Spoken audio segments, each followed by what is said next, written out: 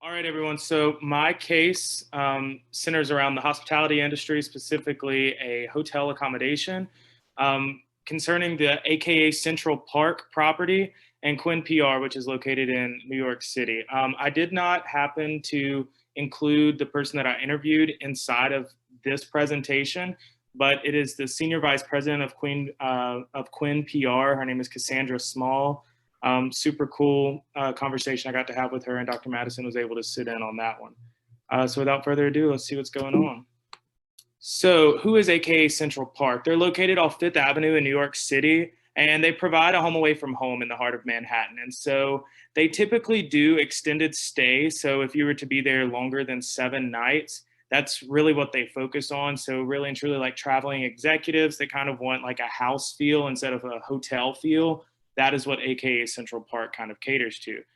Most of their offerings are like penthouses and studios, and there's a few pictures at the bottom there to kind of show what the actual accommodations look like. So QuinnPR is a lifestyle PR agency, and they have global impact. And what that simply means is that they have clients around the world.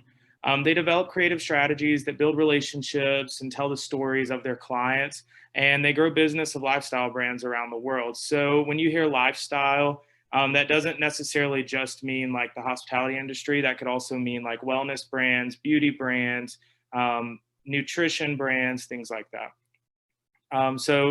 Those are the two organizations involved in this case. And so let's see the magic that they created. So AKA Central Park wanted to basically show off a brand new accommodation that they were offering, and it was a hotel room on their terrace of their penthouse. And so just for reference, a normal hotel room is typically 400 square feet. Just the terrace of this offering was 1,000 square feet, which is bigger than the apartment that I live in. So it's a pretty nice accommodation. Underneath the picture here, you'll be able to see some of the things that were offered with this. So it's a very luxe accommodation. You get a photographer, a wood-burning fireplace. You have to stay 7 nights, but they even decorate the accommodation to like the guest specifics. So let's say that you just hate the color orange. They will completely redecorate to make sure that there's no orange in the accommodation. So very luxe. And this accommodation starts off at $1,200 per night. And remember, there is a 7-night minimum stay there. So I'm sure when QuinnPR sat in the first client meeting with this and they were ready to get it started, they had the same attitude as the meme in the left-hand corner, which is why I included it in the presentation. So this is the situation, and here's their strategies. So QuinnPR utilized a lot of different softwares, including Cision.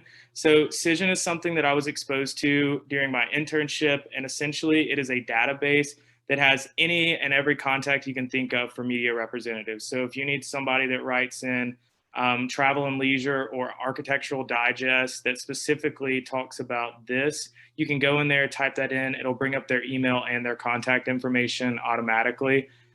So it's super useful when trying to pitch things. But furthermore, they also use Cision to get into contact with certain influencers to host at their property and make it seem like this is a property with high demand, even though the demand for this very expensive offering is very low.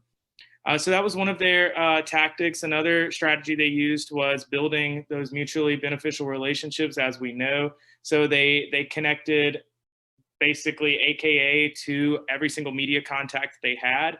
And they said, hey, we need you to write a story about this. We want you to come see the property. We want you to come stay a night in it. We want you to actually see all that this has to offer. That way you can write a compelling story about it. And then overall, they had to pitch this as an exclusive offering to those media outlets. They couldn't just say a new hotel room because, to be honest, not everyone can afford this.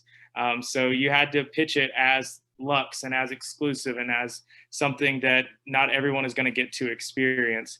And so that definitely helped them stand out. So this was their strategy, and now we're going to learn a little bit about their results. So in evaluation, they garnered over 1 billion impressions, which had never been seen for AKA or QuinnPR before. Even as global brands, for one campaign to garner over 1 billion impressions is absolutely, it just blows my mind how that even happens. And even better than that, they are still getting press to this day. So on the left, you can see a headline from ABC News that is from 2012. And then on the right, that one is from 2017. That is the most current news article I could find, but talking to Cassandra in the interview, she said they're still getting requests for interviews about it today. So overall, about 9 years of media attention just from this one campaign. We can learn a lot from that. And even more, they had a 100% increase in their website traffic. So they doubled their traffic online. Anyone that was looking, essentially, they found the same audience just doubled and brought them in to view their information. And these 3 evaluation topics that I have here were also the 3 objectives that they used going into their campaign. They wanted impressions from the media, they wanted media attention, and they wanted to increase their website traffic, and they did all of those. And then that's the end of my presentation.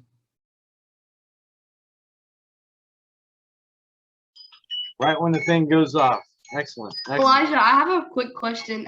Since it was an outdoor, like, did they have any kind of covering? Like, what if there was bad weather or anything?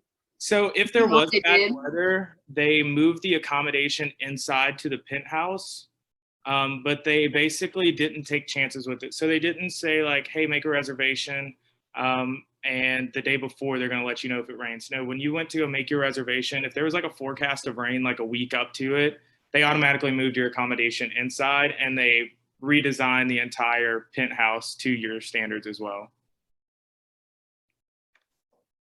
That's really cool. I don't know that I'll be staying there anytime soon, but it does seem like an interesting place.